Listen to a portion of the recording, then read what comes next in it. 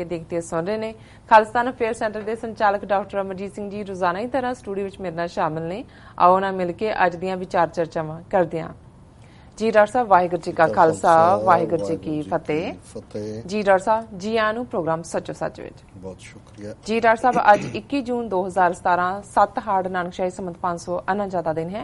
तो डॉक्टर साहब, प्रोग्राम शुरू करने तो पहला असीं अपने दर्शकों ते श्रोतियां की जानकारी लई दस दईए कि जे तुसीं हक सच इंसाफ ते पैरा दिंदा इक्को एक चैनल TV 84 नूं देखना चाहते हो तो तुसीं देख सकते हो spectrum cable, RCN cable, Bell 5 cable in Canada, Roku, Jadoo box, Facebook, online streaming, global CPN दी ऐप राहीं एंड शावा ते तुसीं TV 84 नूं देख सकते हो। जी डॉक्टर साहब, पहले इशू बारे आपां तुहाडी विचार जानना चाहांगे, की कहना चाहोगे तुसीं? देखो, अज असीं बड़े अफसोस और दिल दे डूंगे दुख दे नाल ये खबर साझी कर रहे हैं जी कि खालिस्तान दे अमरीका दे विच लगभग 3 दहाके तो ज़्यादा समा झंडा बरदार जिन्हां दी शख्सियत दे विच खालिस्तान तो बिना होर कोई शब्द नहीं सी, डॉक्टर गुरमीत सिंह औलख जिहड़े कौंसल ऑफ खालिस्तान दे प्रधान सन जी, जिन्हां ने US कांग्रेस दे विच खालिस्तान दे मुद्दे ते लॉबी दा मुੱਢ ਬੰਨਿਆ, ਉਹ ਅੱਜ ਸਵੇਰੇ 10 ਵਜੇ ਦੇ ਲਗਭਗ ਸਾਨੂੰ ਸਭ ਨੂੰ ਵਿਛੋੜਾ ਦੇ ਗਏ ਨੇ। ਉਹਨਾਂ ਦੀ ਲਗਭਗ 84 ਵਰੇ ਉਮਰ ਸੀ ਔਰ ਪਿਛਲੇ 2 ਸਾਲ ਤੋਂ ਉਹ ਬਿਮਾਰ ਚੱਲ ਰਹੇ ਸਨ। ਉਹਨਾਂ ਨੂੰ ਇੰਟੈਸਟਾਈਨਲ ਕੈਂਸਰ ਡਾਇਗਨੋਜ਼ ਹੋਇਆ ਸੀ, ਟ੍ਰੀਟਮੈਂਟ ਹੋਈ, ਕੀਮੋ ਹੋਈ, ਰਿਕਵਰ ਵੀ ਹੋਏ, ਫਿਰ ਸਰਜਰੀ ਹੋਈ ਔਰ ਪਿਛਲੇ ਕੁਝ ਦਿਨਾਂ ਤੋਂ ਉਹ ਢਿੱਲੇ ਚੱਲ ਰਹੇ ਸਨ। ਔਰ ਅੱਜ ਜਿਉਂ ਹੀ ਇਹ ਖਬਰ ਜਿਹੜੀ ਹੈ ਉਹ ਮਿਲੀ, ਕੁੱਲ ਦੁਨੀਆ ਦੇ ਵਿੱਚ ਜਿੱਥੇ ਜਿੱਥੇ ਵੀ ਪੰਥ ਦਰਦੀ ਸਿੱਖ ਵੀਰ ਭੈਣਾਂ ਨੇ ਉਹਨਾਂ ਦੇ ਵਿੱਚ ਇੱਕ ਸ਼ੋਕ ਦੀ ਲਹਿਰ ਪਸਰੀ।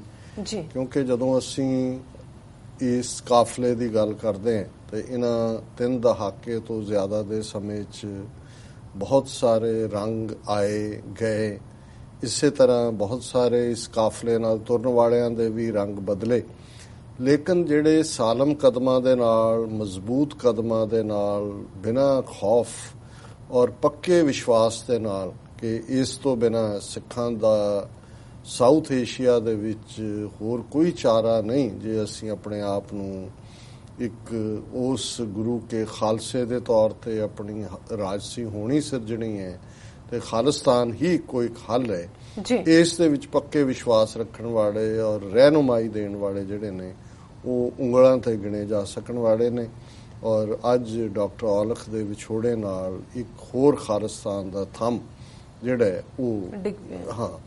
ਔਰ ਮੈਂ ਇਹ ਸੋਚ ਰਿਹਾ ਸੀ, ਹਾਲਾਂ ਪਿਛਲੇ ਸਮੇਂ 'ਚ ਪਿਛਲੇ 3-4 ਸਾਲ ਦੇ ਵਿੱਚ ਨਿੱਜੀ ਤੌਰ ਤੇ ਵੀ ਕੁਝ ਜਿਹੜੇ ਵਿਛੋੜੇ ਹੋਏ, ਉਹਨਾਂ ਦੇ ਵਿੱਚ ਮੈਂ ਕੌਜ਼ ਦੇ ਪੱਖ ਤੋਂ ਦੇਖਾਂ ਤੇ ਡਾਕਟਰ ਔਲਖ ਤੋਂ ਪਹਿਲਾਂ ਜਿਨ੍ਹਾਂ ਨੇ ਲਗਭਗ ਉਨਾ ਹੀ ਸਮਾਂ, ਔਰ ਉਹ ਕਿਸੇ ਵੇਲੇ ਡਾਕਟਰ ਔਲਖ ਦੇ ਰਾਹੀਂ ਹੀ ਖਾਲਿਸਤਾਨ ਲਹਿਰ ਦੇ ਵਿੱਚ ਆਏ, ਮਿਸਟਰ ਅਹਿਮਦ ਸ਼ੇਖ, ਉਹ ਲਗਭਗ 4 ਸਾਲ ਪਹਿਲਾਂ ਜਦੋਂ ਵਿਛੋੜਾ ਦੇ ਗਏ, ਉਹਨਾਂ ਨੇ ਵੀ ਜਦੋਂ ਅਸੀਂ Khalistan affair centre Washington DC 'ਚ ਖੋਲ੍ਹਿਆ 1994 'ਚ, ਉਦੋਂ ਉਹ ਵਾਸ਼ਿੰਗਟਨ 'ਚ ਆਏ ਔਰ ਆਪਣੇ ਚੜ੍ਹਾਈ ਕਰਨ ਤੱਕ 18 ਸਾਲ ਉਹਨਾਂ ਨੇ ਸਤਤ ਸੇਵਾ ਕੀਤੀ।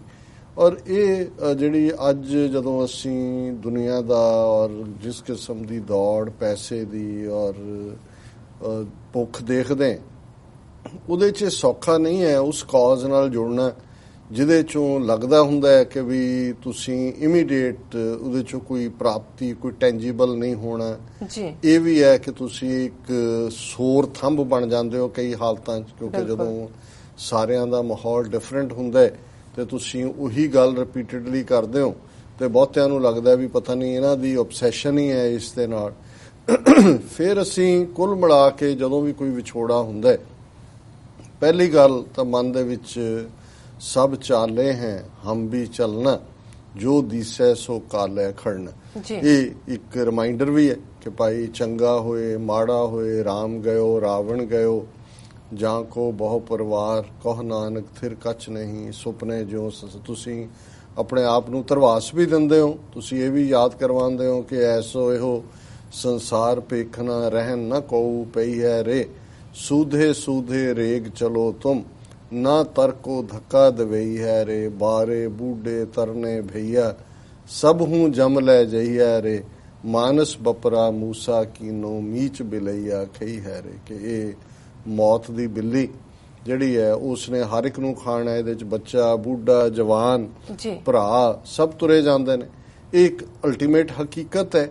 ਪਰ ਇਹਦੇ ਬਾਵਜੂਦ ਜਿਨ੍ਹਾਂ ਦੇ ਨਾਲ ਤੁਸੀਂ ਖੁਸ਼ੀ ਜਾਂ ਗਮੀ, ਚੰਗੇ ਪਲ ਜਾਂ ਈਵਨ ਔਖੇ ਪਲ ਵੀ ਗੁਜ਼ਾਰੇ ਹੁੰਦੇ ਨੇ। ਹਾਲਾਂਕਿ ਜਦੋਂ ਤੁਸੀਂ ਸਿਆਸੀ ਜੀਵਨ ਦੇ ਵਿੱਚ ਹੁੰਦੇ ਹੋ, ਸਿਆਸਤ ਵੈਸੇ ਵੀ ਇੱਕ ਬੜਾ ਨਾਖੁਸ਼ਗਵਾਰ ਫੀਲਡ ਹੈ। ਨਾਖੁਸ਼ਗਵਾਰ ਇਸ ਲਈ ਕਿ ਉਹਦੇ 'ਚ ਕਲੈਸ਼ ਆਫ ਪਰਸਨੈਲਿਟੀਜ਼ ਵੀ ਹੁੰਦਾ ਹੈ, ਉਹਦੇ 'ਚ ਕਲੈਸ਼ ਆਫ ਇੰਟਰਸਟ ਵੀ ਹੁੰਦਾ ਹੈ, ਉਹਦੇ 'ਚ ਕਈ ਵਾਰ ਉਹ ਗੱਲਾਂ ਵੀ ਇੱਕ ਦੂਜੇ ਨੂੰ ਕਹੀਆਂ ਜਾਂਦੀਆਂ ਨੇ ਜਿਹੜੀਆਂ ਸ਼ਾਇਦ ਤੁਸੀਂ ਆਮ ਹਾਲਤ ਜੇ ਤੁਸੀਂ ਸਿਆਸਤ 'ਚ ਨਾ ਹੋ ਤਾਂ ਤੁਸੀਂ ਨਾ ਕਹੋ।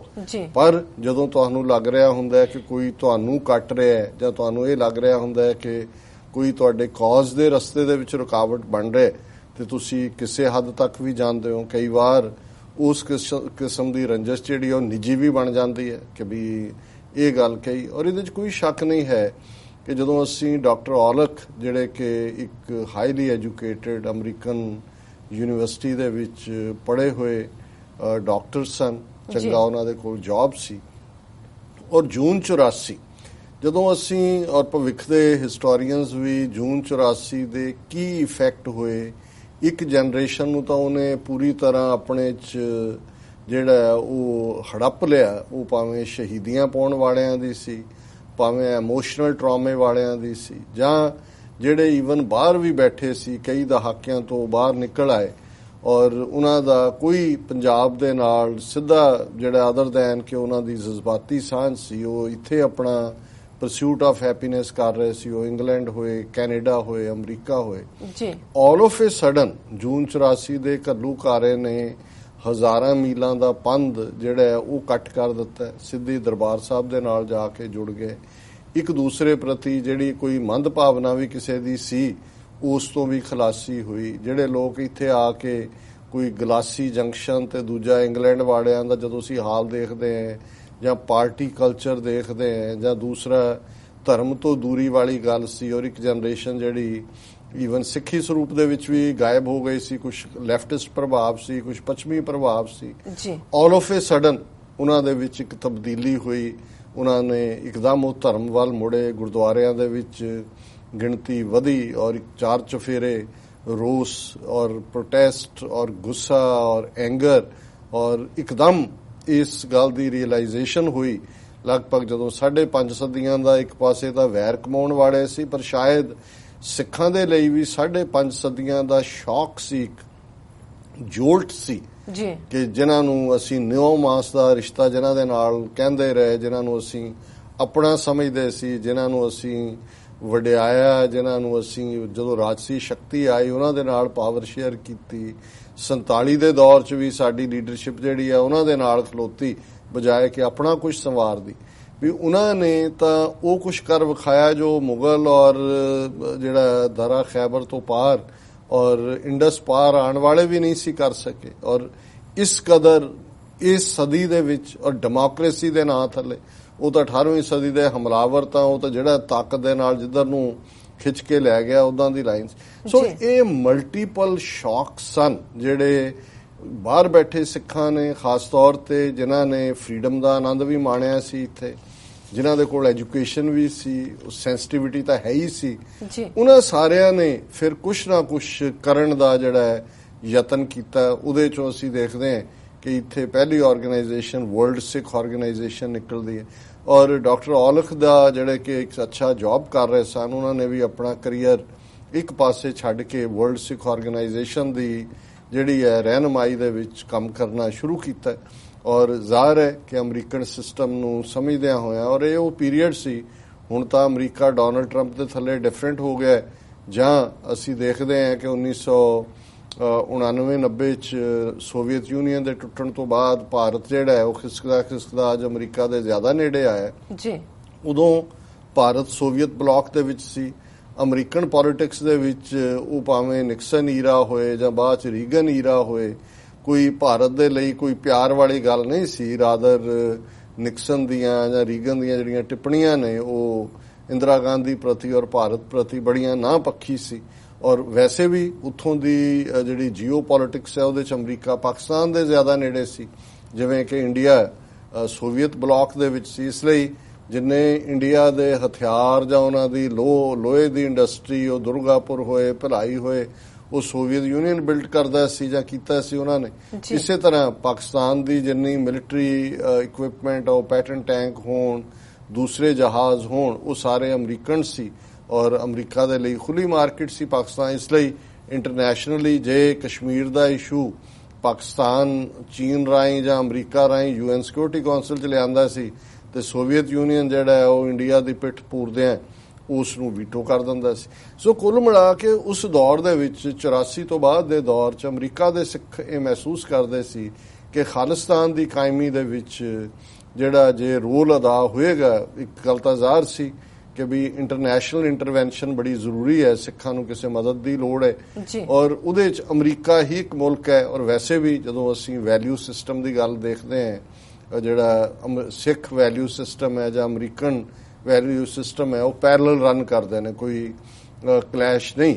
ਔਰ ਕਿਉਂਕਿ ਡਾਕਟਰ ਔਲਖ ਤਾਂ ਆਲਰੇਡੀ ਇੱਥੇ ਸਨ ਔਰ ਮੈਂ ਵੀ ਜਦੋਂ 80s ਦੇ ਵਿੱਚ ਪੰਜਾਬ 'ਚੋਂ ਇੱਥੇ ਆਉਣ ਦਾ ਫੈਸਲਾ ਕੀਤਾ, ਇਹ ਇੱਕ ਵੱਖਰਾ ਚੈਪਟਰ ਹੈ, ਤੇ ਉਦੋਂ ਵੀ ਇਹ ਸਾਹਮਣੇ ਸੀ ਕਿ ਵੀ ਅਮਰੀਕਾ ਹਿਊਮਨ ਰਾਈਟਸ ਦਾ ਚੈਂਪੀਅਨ ਦੇ ਤੌਰ ਤੇ ਜਾਣਿਆ ਜਾਂਦਾ ਸੀ। ਭਾਰਤ ਪ੍ਰਤੀ ਵੀ ਉਹਨਾਂ ਦਾ ਨਾ ਪੱਖੀ ਰਵੱਈਆ ਸੀ ਔਰ ਅਮਰੀਕਾ ਇੱਕ ਐਸਾ ਸਿਸਟਮ, ਔਰ ਉਹ ਇਹੀ ਪੀਰੀਅਡ ਸੀ, ਹਾਲਾਂਕਿ ਉਸ ਤੋਂ ਪਹਿਲਾਂ ਵੀ 1970s ਦੇ ਵਿੱਚ ਜਦੋਂ ਡਾਕਟਰ ਜਗਜੀਤ ਸਿੰਘ ਚੌਹਾਨ ਪਹਿਲੀ ਵਾਰ ਅਮਰੀਕਾ ਆਏ, ਉਹਨਾਂ ਨੇ ਨਿਊਯਾਰਕ ਟਾਈਮਜ਼ ਦੇ ਵਿੱਚ ਐਡ ਵੀ ਪਾਈ ਔਰ ਜੈਸੀ ਹੈਲਮਜ਼ ਉਦੋਂ ਉਹਨਾਂ ਜ਼ਮਾਨਿਆਂ 'ਚ ਬੜਾ ਸੀਨੀਅਰ ਸੈਨੇਟਰ ਰਿਹਾ, ਉਹਨਾਂ ਨੇ ਭਾਵੇਂ ਐਗਰੀਕਲਚਰ ਦੇ ਮੁੱਦੇ ਦੇ ਉੱਤੇ ਹੀ ਇੱਕ ਜਿਹੜੀ ਹੈ ਉਹ ਹੀਅਰਿੰਗ ਵੀ ਕਰਾਈ ਜਿਹਦੇ 'ਚ ਡਾਕਟਰ ਚੌਹਾਨ ਨੇ ਟੈਸਟੀਫਾਈ ਕੀਤਾ ਸੀ।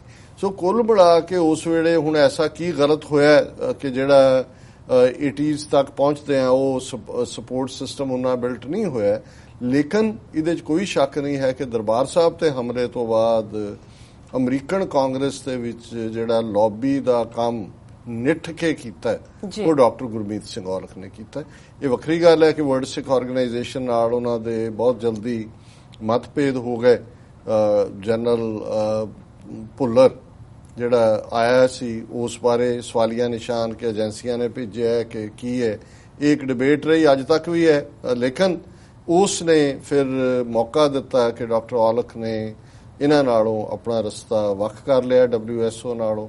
ਔਰ ਇਹ ਉਹੀ ਪੀਰੀਅਡ ਸੀ ਕਿ ਪੰਜਾਬ ਦੇ ਵਿੱਚ 1986 ਦੇ ਵਿੱਚ ਸਰਬੱਤ ਖਾਲਸਾ 5 ਮੈਂਬਰੀ ਪੰਥਕ ਕਮੇਟੀ ਔਰ ਉਸ ਸਾਰੇ ਚੋਂ ਹੀ, ਕਿਉਂਕਿ ਖਾਲਿਸਤਾਨ ਦੇ ਐਲਾਨਨਾਮੇ 'ਚ ਹੀ ਮੈਂਸ਼ਨ ਸੀ ਕਿ ਅਸੀਂ ਇੱਕ ਜਿਹੜੀ ਹੈ ਉਹ ਗਵਰਨਮੈਂਟ ਇਨ ਐਗਜ਼ਾਈਲ ਬਣਾਵਾਂਗੇ, ਹਾਲਾਂਕਿ ਉਹ ਉਸ ਪੈਟਰਨ ਤੇ ਤਾਂ ਨਹੀਂ ਬਣੀ, ਲੇਕਿਨ ਬਾਬਾ ਮਾਨੋਚਾਲ ਦੇ ਥੱਲੇ ਹੀ ਕੌਂਸਲ ਆਫ ਖਾਲਿਸਤਾਨ ਜਿਸ ਦਾ ਡਾਕਟਰ ਔਲਖ ਨੂੰ ਪ੍ਰਧਾਨ ਬਣਾਇਆ ਗਿਆ। ਇਹ ਵੱਖਰੀ ਗੱਲ ਹੈ ਕਿ ਉਸ ਤੋਂ ਬਾਅਦ ਉਹਨਾਂ ਦੇ ਨਾਲ ਵੀ ਮਤਭੇਦ ਹੋਏ ਔਰ ਉਹਨਾਂ ਨੇ ਉਹਨੂੰ ਐਕਸਪੈਂਡ ਕੀਤਾ ਕੌਂਸਲ ਨੂੰ 51 ਮੈਂਬਰੀ ਦੂਜੇ। ਪਰ ਡਾਕਟਰ ਔਲਖ ਨੇ ਜਿਹੜਾ ਰਸਤਾ ਚੁਣਿਆ ਔਰ ਉਹਨਾਂ ਨੇ ਦੋ ਗੱਲਾਂ ਜਿਹੜੀਆਂ ਮੈਂ ਸਮਝਦਾ ਹਾਂ ਸਾਡੀਆਂ ਸਿੱਖਣ ਗੋਚਰੇ ਵੀ ਰਹੀਆਂ ਜੀ। ਇੱਕ ਤਾਂ ਉਹ ਇਹ ਸਮਝਦੇ ਸੀ ਕਿ ਅਮਰੀਕਾ ਦੇ ਵਿੱਚ ਜੇ ਕੋਈ ਗੇਮ ਚੇਂਜਰ ਹੈ ਤੇ ਅਮਰੀਕਨ ਕਾਂਗਰਸ ਹੈ।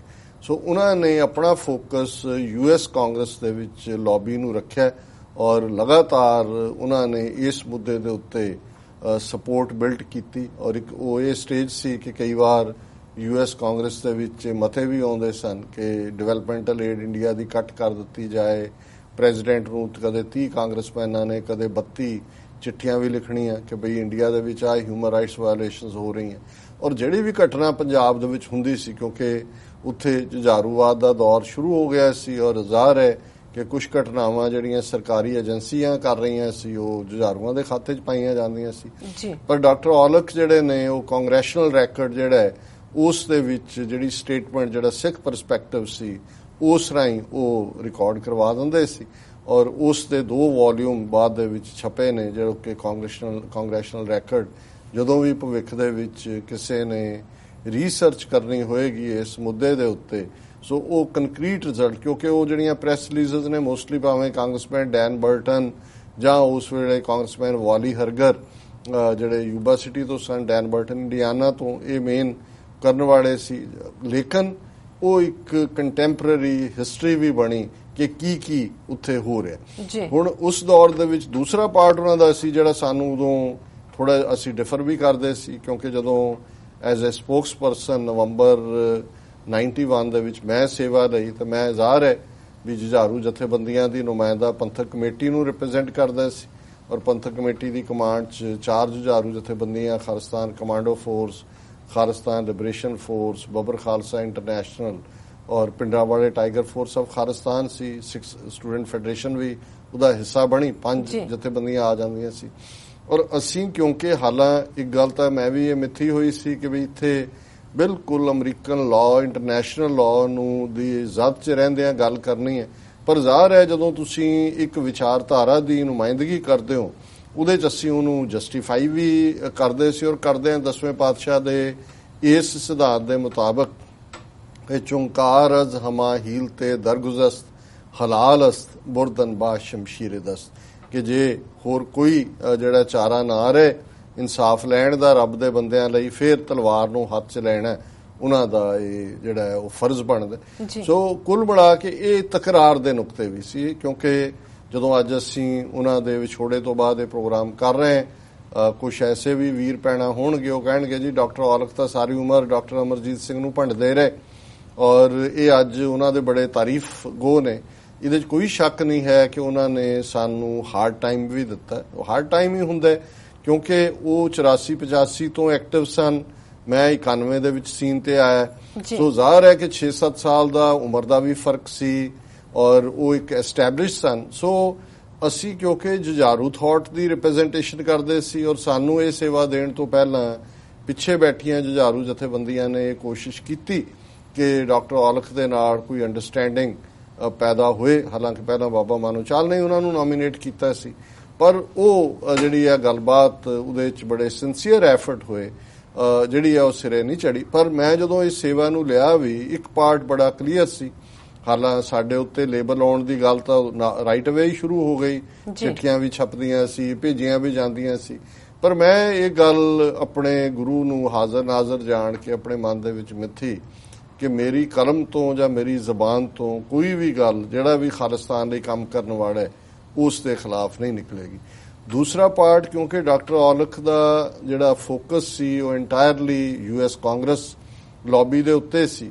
ਸੋ ਅਸੀਂ ਈਵਨ ਖਾਲਿਸਤਾਨ ਅਫੇਅਰ ਸੈਂਟਰ ਦੀ ਜਦੋਂ ਸ਼ੁਰੂਆਤ ਕੀਤੀ 91 ਦੇ ਵਿੱਚ, ਅਸੀਂ ਈਵਨ ਵਾਸ਼ਿੰਗਟਨ DC ਹੈੱਡਕੁਆਰਟਰ ਨਹੀਂ ਬਣਾਇਆ, ਅਸੀਂ ਸੈਂਟਾ ਕਲੈਰਾ ਕੈਲੀਫੋਰਨੀਆ 1400 ਕਾਲਮੈਨ ਐਵਨਿਊ ਦੇ ਉੱਤੇ ਖਾਲਿਸਤਾਨ ਅਫੇਅਰ ਸੈਂਟਰ ਫਰਵਰੀ 1992 ਦੇ ਵਿੱਚ ਖੋਲ੍ਹਿਆ, ਜਿਹੜਾ ਕਿ ਜਦੋਂ ਅਸੀਂ ਈਵਨ 1994 ਐਂਡ 'ਚ ਜਿਹੜਾ ਜਦੋਂ ਅਸੀਂ ਵਾਸ਼ਿੰਗਟਨ ਨੈਸ਼ਨਲ ਪ੍ਰੈਸ ਬਿਲਡਿੰਗ ਦੇ ਵਿੱਚ ਵੀ ਖਾਲਿਸਤਾਨ ਅਫੇਅਰ ਸੈਂਟਰ ਨੂੰ ਮੂਵ ਕੀਤਾ, ਜਿੱਥੇ ਅਜੇ ਵੀ ਜਿਹੜਾ ਇਸ ਆਫਿਸ ਦੀ ਜਿਹੜੀ ਹੋਂਦ ਹੈ, ਤੇ ਅਸੀਂ ਫਿਰ ਵੀ ਜਿਹੜੀ ਕਾਂਗਰੈਸ਼ਨਲ ਲੌਬਿੰਗ ਵਾਲਾ ਫੀਲਡ ਸੀ ਉਹਦੇ 'ਚ ਅਸੀਂ ਪੈਰ ਨਹੀਂ ਧਰਿਆ।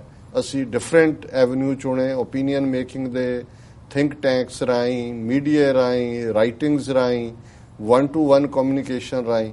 ਸੋ ਕੋਈ ਇਹ ਨਹੀਂ ਕਹਿ ਸਕਦਾ ਕਿ ਭਾਈ ਅਸੀਂ ਕੋਈ ਉਹਨਾਂ ਦੇ ਕੰਮ ਦੇ ਵਿੱਚ ਕੋਈ ਰੁਕਾਵਟ ਪਾਈ ਜਾਂ ਅਸੀਂ ਕੋਈ ਕਨਫਲਿਕਟ।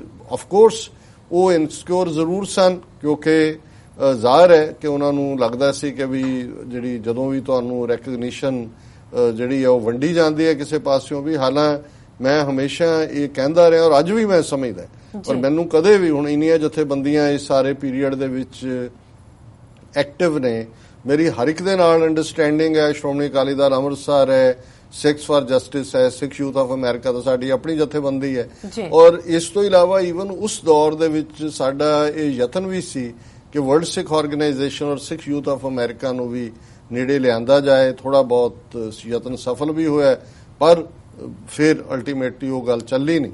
ਸੋ ਇਸ ਸਾਰੇ ਦੌਰ ਦੇ ਵਿੱਚ ਅਸੀਂ ਜਦੋਂ ਅੱਜ ਡਾਕਟਰ ਔਲਖ ਨੂੰ ਯਾਦ ਕਰ ਰਹੇ, ਮੈਂ ਸਮਝਦਾ ਵੀ ਜਦੋਂ ਵੀ ਭਵਿੱਖ ਦਾ ਇਤਿਹਾਸ ਇੱਕ ਤਾਂ ਕੰਟੈਂਪਰੇਰੀ ਬਣ ਹੀ ਰਿਹਾ, ਖਾਲਿਸਤਾਨ ਦੀ ਹਿਸਟਰੀ ਲਿਖੀ ਜਾਏਗੀ ਡਾਕਟਰ ਗੁਰਮੀਤ ਸਿੰਘ ਔਲਖ ਦਾ ਕਾਂਗਰੈਸ਼ਨਲ ਲੌਬਿੰਗ 'ਚ। ਔਰ ਅੱਜ ਬੇਸ਼ੱਕ US ਕਾਂਗਰਸ 'ਚ ਕਾਂਗਰੈਸ਼ਨਲ ਸਿੱਖ ਕਾਕਸ ਹੈ, 51 ਮੈਂਬਰ ਨੇ ਕਾਂਗਰਸਮੈਨ ਉਹਦੇ, ਪਰ ਜੇ ਇਸ ਸਭ ਦੇ ਦੌਰ ਦੇ ਬਾਨੀ ਦੇ ਤੌਰ ਤੇ ਕਿਸੇ ਨੂੰ ਦੇਖਣਾ ਹੋਏਗਾ ਤੇ ਇਸ ਦੀ ਸ਼ੁਰੂਆਤ ਡਾਕਟਰ ਔਲਖ ਨੇ ਕੀਤੀ।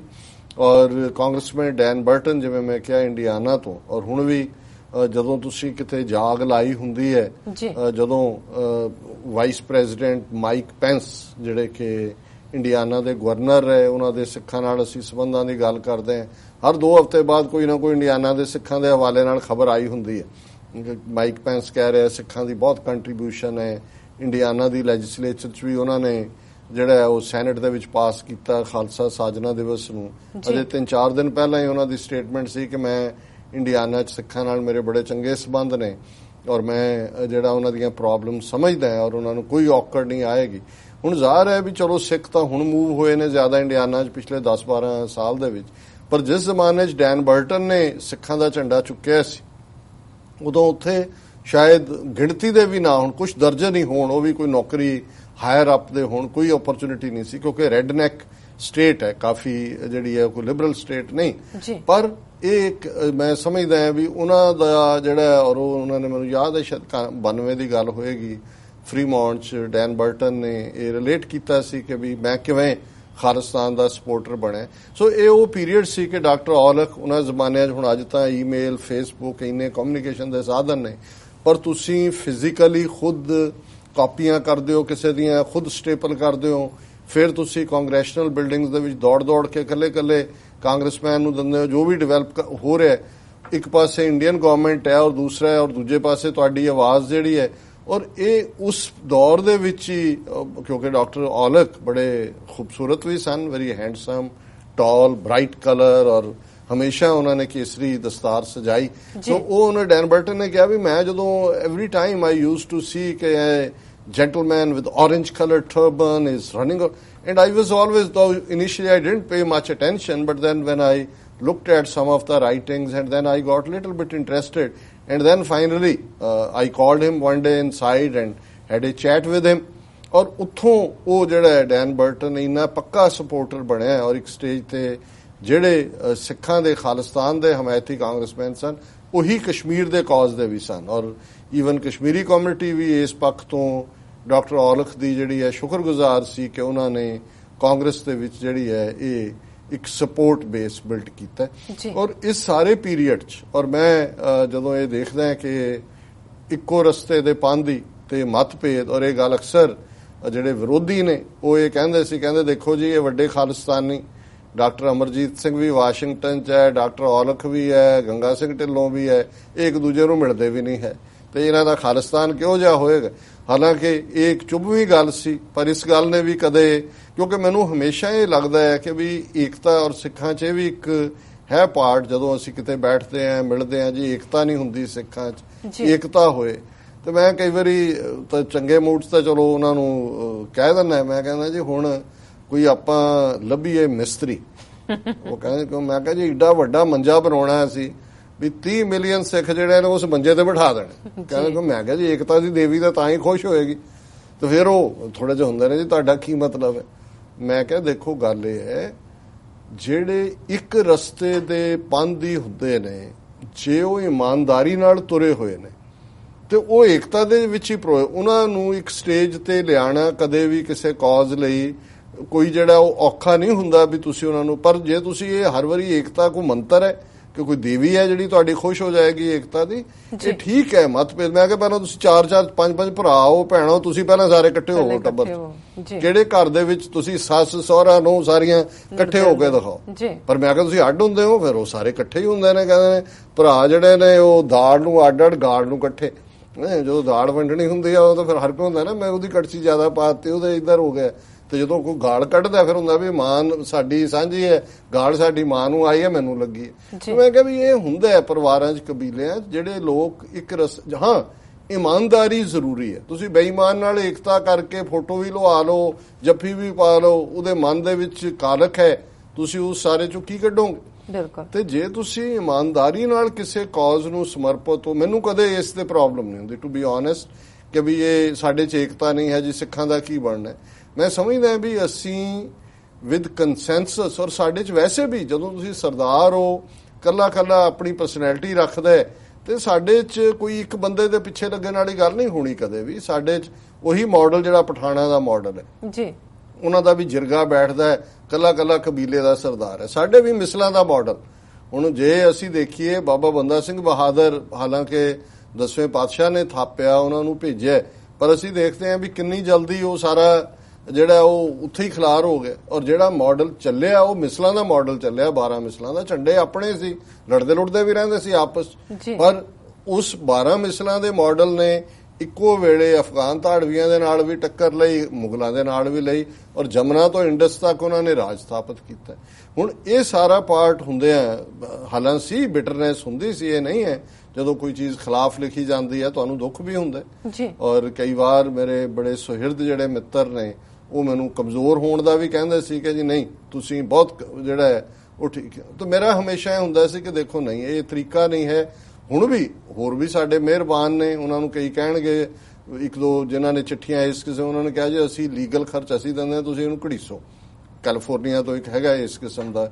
ਔਰ ਮੈਂ ਕਿਹਾ ਜੀ ਫਿਰ ਇਸੇ ਕੰਮ ਤੇ ਹੀ ਰਵਾਂਗੇ, ਸਟੇਟਮੈਂਟਾਂ ਅੰਗਰੇਜ਼ੀ ਟਰਾਂਸਲੇਟ ਕਰਾਂਗੇ, ਵਕੀਲ ਲੱਭਾਂਗੇ, ਤਰੀਕਾ। ਮੈਂ ਕਿਹਾ neither he is the first nor he will be the last, ਇਹ ਇਦਾਂ ਦੇ ਤੁਰੇ ਰਹਿਣੇ ਨੇ। ਸੋ ਪਰ ਜਿਹੜੀ ਗੱਲ ਨੇ ਮੈਨੂੰ ਅਲਟੀਮੇਟਲੀ ਇਸ ਪੱਖੋਂ, ਔਰ ਇਹੀ ਕਾਰਨ ਸੀ ਕਿ ਕੋਈ ਡਾਕਟਰ ਔਲਖ ਨਾਲ ਸਾਡਾ ਡਾਇਰੈਕਟ ਇੰਟਰੈਕਸ਼ਨ ਨਹੀਂ ਸੀ, ਪਰ 2 ਵਰ੍ਹੇ ਪਹਿਲਾਂ ਜਦੋਂ 2015 ਦੇ ਵਿੱਚ ਖਾਲਸਾ ਡੇ ਪੈਰੇਡ, ਸਿੱਖ ਡੇ ਪੈਰੇਡ ਨਿਊਯਾਰਕ ਦੀ ਸੀ, ਔਰ ਜਦੋਂ ਸਟੇਜ ਤੋਂ ਅਨਾਉਂਸ ਹੋਇਆ ਕਿ ਡਾਕਟਰ ਔਲਖ ਐਡਰੈਸ ਕਰਨਗੇ, ਉਸ ਤੋਂ ਬਾਅਦ ਮੈਂ ਬੋਲਣਾ ਸੀ ਜੀ। ਔਰ ਉਹਨਾਂ ਨੂੰ 2 ਬੰਦੇ ਜਿਹੜੇ ਨੇ ਉਹ ਫੜ ਕੇ ਉਹਨਾਂ ਨੇ ਸਟੇਜ ਤੇ ਚੜਾਇਆ, ਔਰ ਉਹ ਜਦੋਂ ਉਹਨਾਂ ਨੇ ਐਡਰੈਸ ਵੀ ਕੀਤਾ, ਹਮੇਸ਼ਾ ਉਹਨਾਂ ਦਾ ਹਰ ਸਪੀਚ ਖਾਲਿਸਤਾਨ ਜ਼ਿੰਦਾਬਾਦ ਦੇ 5 ਨਾਅਰਿਆਂ ਨਾਲ, ਔਰ ਉਹ ਬਿਲਕੁਲ ਇਸ ਪੱਖੋਂ ਬੇਖੌਫ ਸੀ। ਉਹ ਭਾਵੇਂ ਵਰਲਡ ਪਾਰਲੀਮੈਂਟ ਆਫ ਰਿਲੀਜਨ ਸੀ 1993 ਚ, ਉਹਦੇ ਚ ਵੀ ਭਾਵੇਂ ਸਾਰੇ ਹਿੰਦੂ ਯੋਗੀ ਦੂਜੇ ਤੀਜੇ, ਉਹਨਾਂ ਨੇ ਪੂਰਾ ਇੱਕ ਰਕਸ ਕ੍ਰੀਏਟ ਕਰਤਾ। ਹਾਲਾਂਕਿ ਉਹ ਲੇਕਿਨ ਉਹ ਕਿਤੇ ਵੀ ਉਹ ਕਹਿੰਦੇ, ਉਹ ਅਮਰੀਕਨ ਹੋਣ ਦੇ ਨਾਤੇ ਸਮਝਦੇ ਸੀ ਕਿ ਵੀ ਜਦੋਂ ਤੱਕ ਮੈਂ ਪੀਸਫੁਲੀ ਆਪਣੀ ਗੱਲ ਕਹਿ ਰਿਹਾ ਉਹ ਮੇਰਾ ਹੱਕ ਹੈ ਜੀ ਜੀ। ਔਰ ਇੱਥੇ ਵੀ ਉਹਨਾਂ ਨੇ ਕੀਤਾ। ਪਰ ਮੈਂ ਜਦੋਂ ਉਹਨਾਂ ਦੀ ਸਥਿਤੀ ਦੇਖੀ, ਜਦੋਂ ਉਹ ਬੋਲ ਕੇ ਬੈਠੇ, ਮੈਂ ਐਡਰੈਸ ਕੀਤਾ, ਬੋਲ ਕੇ ਮੈਂ ਪਿੱਛੇ ਗਿਆ, ਉਹਨਾਂ ਦੀ ਪਿਛਲੀ ਕੁਰਸੀ ਤੇ ਉਹ ਬੈਠੇ ਸੀ, ਉਹਨਾਂ ਦੇ ਨਾਲ ਬੈਠ ਕੇ ਮੈਂ ਉਹਨਾਂ ਦਾ ਹੱਥ ਫੜ ਲਿਆ। ਮੈਂ ਕਿਹਾ ਡਾਕਟਰ ਸਾਹਿਬ ਤੁਸੀਂ ਠੀਕ ਨਹੀਂ ਹੋ? ਉਹ ਕਹਿਣ ਲੱਗੇ ਵੀ ਨਹੀਂ, ਮੈਨੂੰ ਇੰਟੈਸਟਾਈਨਲ ਕੈਂਸਰ ਡਾਇਗਨੋਸ ਹੋਇਆ, ਔਰ ਇਸ ਕਰਕੇ ਮੈਨੂੰ ਉਸ ਰਾਤ ਮੈਂ ਸੌ ਨਹੀਂ ਸਕਿਆ ਕਿਉਂਕਿ ਅੱਜ ਜਦੋਂ ਤੁਸੀਂ ਇੱਕ ਦਿਲ ਦੇ ਨਾਤੇ ਇੱਕ ਟ੍ਰਿਬਿਊਟ ਦੇ ਰਹੇ ਹੋ, ਔਰ ਅਗਲੀ ਸਵੇਰ ਮੈਂ ਭਾਈ ਨਰਿੰਦਰ ਸਿੰਘ, ਭਾਈ ਬਲਵਿੰਦਰ ਸਿੰਘ ਚੱਠਾ, ਦੂਸਰਿਆਂ ਨੂੰ ਕਾਲ ਕੀਤਾ। ਮੈਂ ਕਿਹਾ ਕਿ ਵੀ ਇਹ ਮੇਰੇ ਮਨ ਦੀ ਸਥਿਤੀ ਹੈ ਵੀ ਅਸੀਂ ਇੱਕ ਸਮਾਗਮ ਕਰਕੇ ਵਾਸ਼ਿੰਗਟਨ 'ਚ ਵੱਡੇ ਪੱਧਰ ਦਾ ਡਾਕਟਰ ਔਲਖ ਨੂੰ ਆਨਰ ਕਰੀਏ। ਬਹੁਤ ਵਾਰ ਸਾਡੇ ਜਦੋਂ ਦੁਨੀਆ ਤੋਂ ਬੰਦਾ ਤੁਰ ਜਾਂਦਾ ਉਹ ਤਾਂ ਸ਼ਰਧਾਂਜਲੀਆਂ ਸਾਰੇ ਦਿੰਦੇ ਨੇ, ਬਟ ਇੱਕ ਰੈਕਗਨੀਸ਼ਨ ਔਰ ਇਹਦੀ ਇੱਕ ਆਪਣੀ ਅਹਿਮੀਅਤ ਵੀ ਹੋਏਗੀ। ਇੱਕ ਤਾਂ ਇੱਕ ਮੇਰੇ ਮਨ ਤੇ ਇੱਕ ਇਹ ਬੋਝ ਕਿ ਜਿਹੜੀ ਬਿਟਰਨੈਸ ਮੇਰੇ ਅੰਦਰ ਹੈ, ਮੈਂ ਉਹਨੂੰ ਵੀ ਕੱਢ ਦੇਣਾ ਚਾਹੁੰਦਾ, ਜਿਹੜੀ ਵੀ ਕਿਤੇ ਲੁਕੀ ਹੋਈ ਹੈ। ਤੇ ਦੂਸਰਾ ਇਹ ਮੈਸੇਜ ਵੀ ਜਾਂਦਾ ਔਰ ਉਹਨਾਂ ਨੂੰ ਵੀ ਕਿ ਭਾਈ ਅਲਟੀਮੇਟਲੀ ਭਾਵੇਂ ਕੁਝ ਵੀ ਸੀ, ਉਹਨਾਂ ਦੀਆਂ ਸੇਵਾਵਾਂ ਜਿਹੜੀਆਂ ਨੇ ਉਹ ਰੈਕਗਨਾਈਜ਼ ਹੋਈਆਂ। ਕੁਦਰਤੀ ਇਹ ਅਪ੍ਰੈਲ 2015 ਦੀ ਗੱਲ ਹੈ, ਔਰ 29 ਅਪ੍ਰੈਲ ਨੂੰ ਖਾਲਿਸਤਾਨ ਡੈਕਲੇਰੇਸ਼ਨ ਡੇ ਹੁੰਦਾ, ਤੇ 3 ਮਈ ਦਾ ਦਿਨ ਜਿਹੜਾ ਸੀ 2015 ਦਾ ਇਹ ਚੁਣਿਆ, ਇਹਨੂੰ ਅਸੀਂ ਖਾਲਿਸਤਾਨ ਐਲਾਨ ਦਿਵਸ ਦੇ ਨਾਲ ਵੀ ਜੋੜਿਆ। ਸ਼ੇਖ ਸਾਹਿਬ 2 ਸਾਲ ਪਹਿਲਾਂ ਚੜ੍ਹਾਈ ਕਰ ਗਏ ਸੀ, ਉਹਨਾਂ ਦੀ ਯਾਦ ਅਸੀਂ ਸਿੱਖ ਮੁਸਲਿਮ ਫਰੈਂਡਸ਼ਿਪ ਅਵਾਰਡ ਐਸਟੈਬਲਿਸ਼ ਕੀਤਾ ਸੀ, ਇਹ ਵੀ ਹੋਇਆ ਵੀ ਉਹਨਾਂ ਨੂੰ ਦਿੱਤਾ ਜਾਏ। ਔਰ ਹੁਣ ਇਹ ਸੀ ਕਿ ਵੀ ਉਹ ਮਨਜ਼ੂਰ ਵੀ ਕਰਨਗੇ ਕਿ ਨਹੀਂ। ਸੋ ਉਹਨਾਂ ਦੇ ਭਰਾਤਾ ਨੇ ਡਾਕਟਰ ਹਰੀਸ਼ ਸਿੰਘ ਔਲਖ, ਜਿਹੜੇ ਹੁਣ ਲਗਭਗ 95 ਸਾਲ ਦੇ ਨੇ, ਇਹਨਾਂ ਦੀ ਉਮਰ 84 ਸਾਲ ਸੀ। ਮੈਨੂੰ ਕਹਿੰਦੇ ਹੁੰਦੇ ਸੀ ਕਿ ਗੁਰਮੀਤ ਸਿੰਘ ਮੇਰੇ ਤੋਂ 12 ਸਾਲ ਛੋਟੇ ਜੀ, ਔਰ ਅਸੀਂ ਉਹਨਾਂ ਨੂੰ ਕਨਵੇ ਕੀਤਾ। ਉਹ ਕਹਿੰਦੇ ਵੀ ਨਹੀਂ, ਗੁਰਮੀਤ ਕਿਉਂ ਨਹੀਂ ਮੰਨੇਗਾ, ਕਿਉਂ ਨਹੀਂ ਆਏਗਾ। ਚਲੋ ਉਹ ਬੜੀ ਗ੍ਰੇਸ, ਹਾਲਾਂਕਿ ਢਿੱਲੇ ਸਨ, ਔਰ ਦਰਸ਼ਕ ਦੇਖ ਰਹੇ ਨੇ ਸਕਰੀਨ ਦੇ ਉੱਤੇ ਜਿਹੜੀਆਂ ਪਿਕਚਰਸ ਨੇ ਉਹ ਉਸ ਸਮਾਗਮ ਦੀਆਂ ਨੇ, ਜਿਹਦੇ 'ਚ ਅਸੀਂ ਉਹਨਾਂ ਨੂੰ ਆਨਰ ਸਿਰੋਪਾਓ ਵੀ ਜਿਹੜੀ ਹੈ ਵੱਡੀ ਸ੍ਰੀ ਸਾਹਿਬ ਔਰ ਅਵਾਰਡ ਔਰ ਜਕਾਰਿਆਂ ਦੀ ਗੂੰਜ, ਔਰ ਉਹਦੇ 'ਚ ਉਹਨਾਂ ਨੇ ਜਿਹੜੇ ਬੜੇ ਹਾਲਾਂਕਿ ਕਮਜ਼ੋਰ ਸਨ, ਬੜੇ ਧੀਮੇ ਧੀਮੇ ਉਹ ਬੋਲੇ, ਲੇਕਿਨ ਜਿਹੜਾ ਰਿਜ਼ੋਲਵ ਸੀ ਉਹ ਉਹਨਾਂ ਨੇ ਖਾਲਿਸਤਾਨ ਦਾ ਪਰਮਾਨੈਂਟ ਕਿ ਕਿਵੇਂ ਸਾਡੇ ਕੋਲ ਹੋਰ ਕੋਈ ਹੱਲ ਨਹੀਂ ਹੈ ਖਾਲਿਸਤਾਨ ਤੋਂ ਬਿਨਾਂ, ਉਹ ਸ਼ੋਅ ਕੀਤਾ। ਸੋ ਅਸੀਂ ਜਿੱਥੇ ਅੱਜ ਉਹਨਾਂ ਨੂੰ ਯਾਦ ਕਰ ਰਹੇ ਹਾਂ, ਉੱਥੇ ਆਉਣ ਵਾਲੇ ਦਿਨਾਂ 'ਚ, ਕਿਉਂਕਿ ਇਸ ਵੀਕਐਂਡ ਤਾਂ ਨਹੀਂ ਹੈ ਜਿੰਨਾ ਮੈਨੂੰ ਜਾਣਕਾਰੀ ਹੈ, ਮੋਸਟ ਲਾਈਕਲੀ ਨੈਕਸਟ ਸੈਚਰਡੇ ਉਹਨਾਂ ਦਾ ਫਿਊਨਰਲ ਅੰਤਮ ਅਰਦਾਸ ਹੋਏਗੀ, ਜਿਹਦੇ 'ਚ ਅਸੀਂ ਸ਼ਮੂਲੀਅਤ ਵੀ ਕਰਾਂਗੇ। ਪਰ ਅੱਜ ਇਹ ਸਾਰਾ ਹੀ ਪ੍ਰੋਗਰਾਮ ਸਮੁੱਚਾ ਅਸੀਂ ਉਹਨਾਂ ਦੀ ਯਾਦ ਨੂੰ ਡਾਕਟਰ ਸਮਰਪਿਤ ਔਲਖ ਕਰਦੇ ਦੀ ਯਾਦ ਨੂੰ ਸਮਰਪਿਤ ਕਰਦੇ ਜੀ। ਔਰ ਅੱਜ 9:30 ਤੋਂ 10 ਵਾਲੇ ਸਲੋਟ ਦੇ ਵਿੱਚ ਸਰ ਬੂਟਾ ਸਿੰਘ ਖੜੌਤ ਜਿਹੜੇ ਕਿ ਸ਼੍ਰੋਮਣੀ ਅਕਾਲੀ ਦਲ ਅੰਮ੍ਰਿਤਸਰ ਅਮਰੀਕਾ ਦੇ ਜਿਹੜੇ ਨੇ ਉਹ ਕਨਵੀਨਰ ਨੇ ਸ਼ਾਇਦ ਜਾਂ ਪ੍ਰੈਜ਼ੀਡੈਂਟ ਨੇ, ਮੈਨੂੰ ਹੁਣ ਐਗਜ਼ੈਕਟ ਨਹੀਂ ਹੈ, ਉਹ ਗੱਲਬਾਤ ਕਰਨਗੇ ਔਰ ਡਾਕਟਰ ਔਲਖ ਨੂੰ ਟ੍ਰਿਬਿਊਟ ਦੇਣਗੇ ਔਰ ਅਸੀਂ ਕਨਕਲੂਡ ਕਰੀਏ ਗੁਰੂ ਦੀ ਅਸੀਸ ਦੇ ਨਾਲ। ਸੰਮਤ ਸਾਹਾ ਲਿਖਿਆ ਮਿਲ ਕਰ ਪਾਵੋ ਤੇਲ, ਦਿਓ ਸਜਨ ਅਸੀਸੜੀਆਂ, ਜਿਉ ਹੋਵੇ ਸਾਹਿਬ ਸਿਉ ਮੇਲ, ਘਰ ਘਰ ਇਹੋ ਪਹੁੰਚਾ, ਸਦੜੇ ਨਿਤ ਪਵਨ, ਸਦਣ ਹਾਰਾ ਸਿਮਰਿਐ, ਨਾਨਕ ਸੇ ਦੇ ਆਵਨ। ਸਤਿਗੁਰੂ ਉਹਨਾਂ ਨੂੰ ਆਪਣੇ ਚਰਨਾਂ 'ਚ ਨਿਵਾਸ ਦੇਣ ਔਰ ਕੌਮ 30 ਮਿਲੀਅਨ ਸਿੱਖ ਕੌਮ ਉਸ ਨਿਸ਼ਾਨੇ ਵੱਲ ਉਸੇ ਹੀ ਮਜ਼ਬੂਤੀ ਦੇ ਨਾਲ ਵਧੇ ਜਿਵੇਂ ਡਾਕਟਰ ਔਲਖ ਦੀ ਚਾਹਨਾ ਸੀ। ਔਰ ਉਹ ਹਮੇਸ਼ਾ ਕਹਿੰਦੇ ਸੀ ਕਿ ਭਾਈ ਇਹ ਅਸੀਂ ਖਾਲਿਸਤਾਨ ਲੈ ਕੇ ਰਹਿਣਾ, ਕੋਈ ਦੁਨੀਆ ਦੀ ਤਾਕਤ ਸਾਨੂੰ ਖਾਲਿਸਤਾਨ ਲੈਣ ਤੋਂ ਰੋਕ ਨਹੀਂ ਸਕਦੀ।